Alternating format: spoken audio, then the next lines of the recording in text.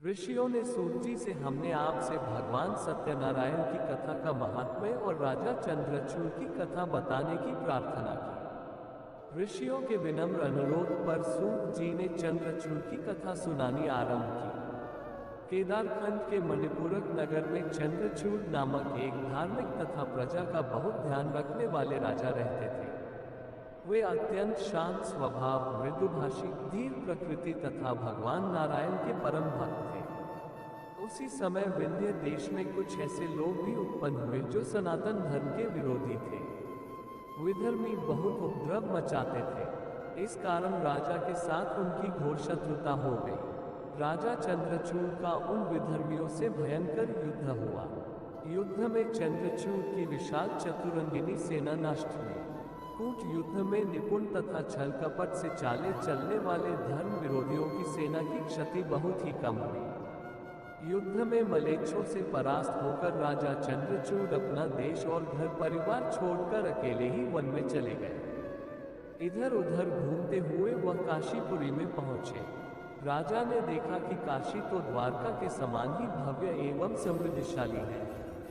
उन्होंने यहाँ अलग ही चलन देखा। उन्होंने देखा कि घर घर किसी देव की पूजा बड़े ही सजधज और तैयारियों के साथ होती है। चंद्रचूड़ वहां की समृद्धि देखकर विस्मित हुए।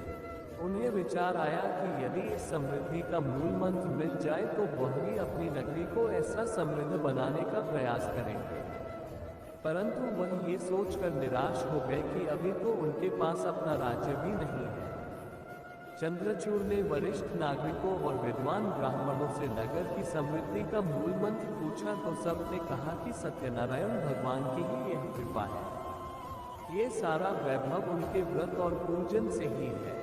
उन्होंने शतानंद नामक ब्राह्मण की सत्यनारायण पूजा की प्रसिद्धि भी सुनी।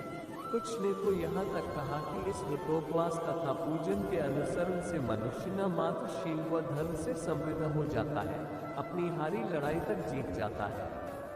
चंद्रचूड़ भगवान सत्यनारायण की पूजा करने वाले शतानंद के पास गए और उनके चरणों पर गिरकर उनसे सत्यनारायण पूजा की विधि पूछी तथा अपना राजपाट गंवाने की कथा भी बतलाई। चंद्रचूड़ ने कहा, हे ब्रह्म, लक्ष्मीपति भगवान जनार्दन जिस व्रत से प्रसन्न होते हैं, पाप के नाश करने वाले उस व्रत को बतलाकर आप मेरा उद्धार करें।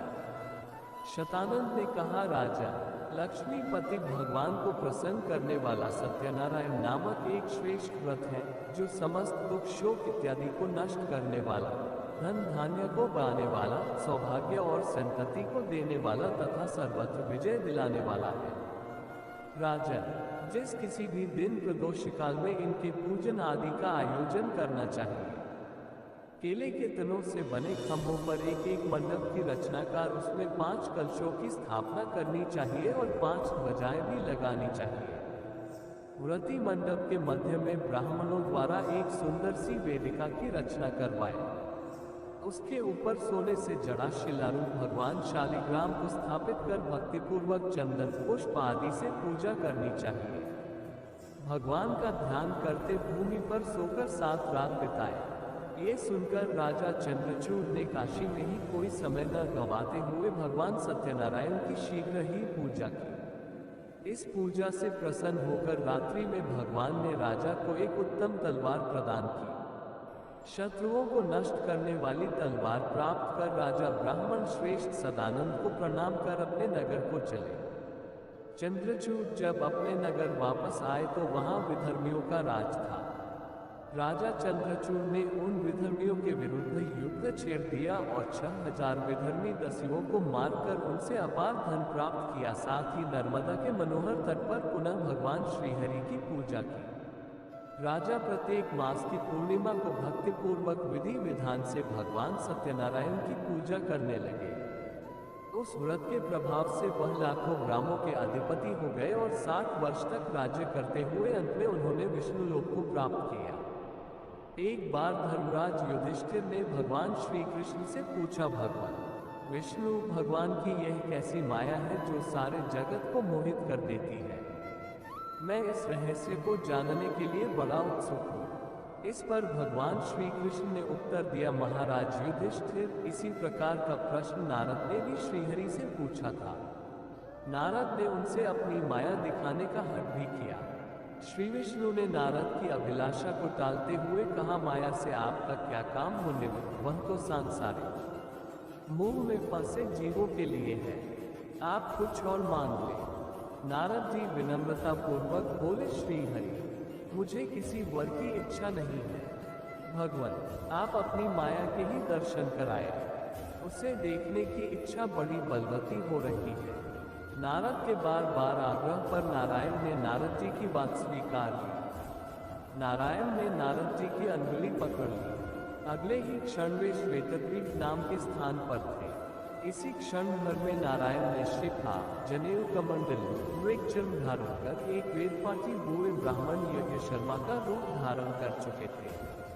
भगवान ने नारद जी से कहा, ये स्थान तो तीर्थ स्थान जैसा उत्तम लगता है, हमें कान्यकुब्ज नाम के इस नगर में प्रवेश से पहले इस सरोवर में स्नान कर लेना चाहिए। ये कहकर भगवान सरोवर में जाकर शीघ्र ही बाहर आ गए। भगवान के पश्चात नारद जी भी स्नान करने के लिए सरोवर में उतरे। वे नहाकर बाहर निकले तो उन्होंने अपने को दिव्य कन्या के रूप में पाया, जो हर प्रकार से सुंदर व शुभ लक्षणों से संपन्न थी। भगवान तत्काल अंतर्धान हो गए। कन्या ने अपने के अकेले पाया। वह भयभीत हो इधर उधर देख ही रही थी कि अपनी सेनाओं के साथ राजा तालध्वज वहां पहुंचा। सुंदरी को देखकर राजा बोला, तुम कौन हो, कहां से आई हो, देवी हो या अप्सरा? कन्या ने कहा, मेरे माता पिता नहीं है, न मेरा विवाह हुआ है, कोई आश्रय नहीं है, अब आपकी ही शरण में हूँ। राजा खुश हुआ, उसे साथ लेकर राजधानी पहुंचा, उससे विवाह कर लिया। विवाहोपरांत शीघ्र ही वह गर्भवती हुई और एक तुम्बी यानी लौकी को जन्म दिया। इस लौकी में बीचमान 50 छोटे छोटे दिव्य शरीर वाले बालक थे, जो बहुत बलशाली और युद्ध की कला में पारंगत थे। इन सब को घी से भरे एक बहुत बड़े कुंड में छोड़ दिया गया। ऐसा करते ही वे बालक तत्काल पुष्ट हो गए। फिर उनकी संतानें हुई। माया के प्रभाव से सबकी संख्या इसी प्रकार बढ़ने लगी। कुछ ही दिनों में रानी के पुत्र और पौत्रों की संख्या में बहुत बढ़ गए। वे सभी बहुत घमंडी तथा विलासी हो गए। उनमें लालच आ गया और सिंहासन प्राप्त करने के लिए झगड़ने लगे। सत्ता के लिए शीघ्र ही एक हिंसक संघर्ष हुआ और कुछ ही दिनों में आपसी लड़ाई के चलते सभी मारे गए। अपने वंश का विनाश देख रानी छाती पीटकर विलाप करने लगी। राजा भी शोक से पीड़ित हो रोने लगा। इसी समय एक ब्राह्मण 2 शिष्यों के साथ वहां आया। ब्राह्मण राजा तथा रानी को उपदेश देने लगा। ब्राह्मण ने कहा, व्यर्थ ही रोते हो, ये सब विष्णु की माया है। विष्णु माया ऐसी है कि सैकड़ों चक्रवर्ती और हजारों इंद्र उसी तरह नष्ट कर हो जाते हैं जैसे दीपक को तेज चलती हवा बुझा देती है। रावण त्रिकूट पर्वत जैसे दूर, समुद्र जैसी खाई से घिरी स्वर्णपुरी लंका में रहता था। सभी शास्त्रों और वेदों के ज्ञाता शुक्राचार्य जैसे मंत्री थे। कुबेर का सारा धन उसके पास था। मायावी राक्षसगण जिसके सैनिक थे, वह भी माया के वशीभूत हो नष्ट हो गया। काल के कोप से युद्ध में, घर में, पर्वत पर, अग्नि में, गुफा में अथवा समुद्र या पाताल में, इंद्रलोक में, मंत्र, औषध, शस्त्र आदि से भी कोई कितनी भी अपनी रक्षा करे, नहीं बच सकता। जो होना होता है वह होता ही है। कोई दुख के सागर में गोते खाता, आंसू टपकाता रोता है। कोई प्रसन्न मन नाचता है। कोई धन के लिए अनेक उपाय करता है तो कोई षड्यंत्र रचता रहता है। इस माया के प्रभाव से संसार के सभी जीव पुत्र, स्त्री, धन आदि में आसक्त हो रोते गाते रहते हैं। इतना उपदेश देकर ब्राह्मण ने रानी का हाथ पकड़ लिया। वह ब्राह्मण स्वयं भगवान विष्णु थे। उन्होंने कहा, नारद जी, यह माया विष्णु ने स्वयं निर्मित की है। तुमने विष्णु की माया देख ली, अब उठो, स्नान कर अपने मृत पुत्र पौत्रों को अर्घ्य देकर अपना कर्तव्य पूरा करो। इतना कहकर भगवान ने नारद जी को उसी सरोवर में स्नान कराया जिसमें नहाकर वे सुंदरी बने थे। स्नान करते ही नारद मुनि अपने वास्तविक रूप में आ गए। राजा ने देखा कि यह मेरी रानी नहीं, जनेऊ पहने, जटाधारी, दंड कमंडल और वीणा लिए मुनि महाराज है, तो वह हतप्रभ रह गया।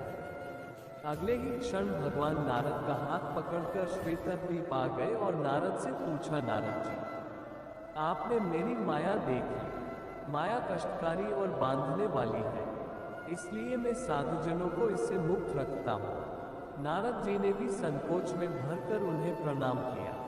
कोई उत्तर देते इससे पूर्व भगवान अंतर्धान हो गए।